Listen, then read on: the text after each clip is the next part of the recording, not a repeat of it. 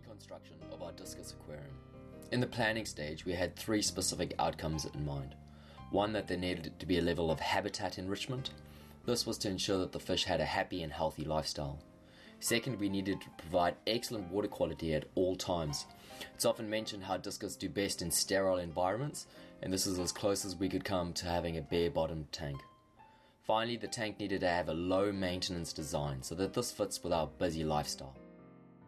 Habitat enrichment is achieved through recreating the fish's natural environment as much as possible. One of the things we noticed while observing our discus is how hyper-aware they are of their surroundings at all times. The other facet was the graceful way that they're able to negotiate any obstacles. With this in mind, we've used branches and roots to create a playground of sorts. We believe that this area encourages natural behavior as well as providing a challenging environment for the fish while foraging for food and displaying to each other. We're extremely satisfied with the results so far, and over time as the plants grow and fill out, the look will soften and it will look a lot more natural. Excellent water quality is achieved through regular water changes and an efficient filter. We're filtering this aquarium with a Hamburg Matten Filter.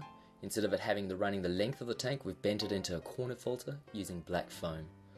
Now this is my go-to filter. I use it in pretty much all of my aquariums, and the reason for this is that it's low maintenance, biologically stable and cheap to set up. This particular model is run with an air pump, and the water passes through two different density types. First a medium and then finally a higher density foam, and this gives us the greater clarity.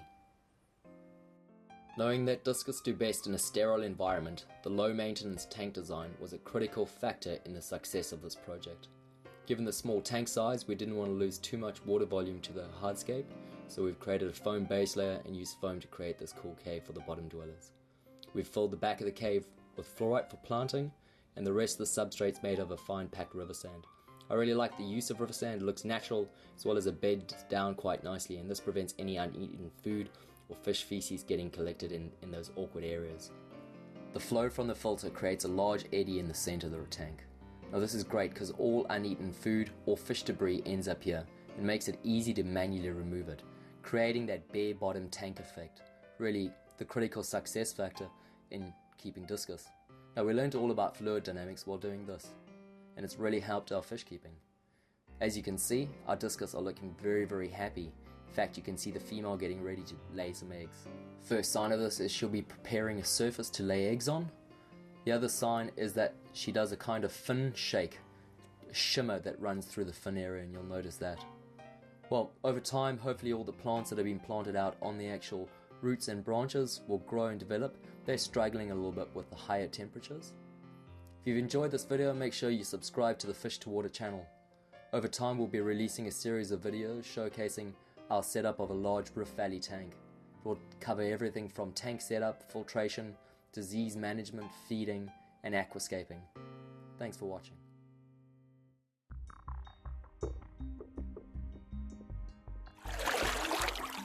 Creating natural looking aquariums that are easy to maintain.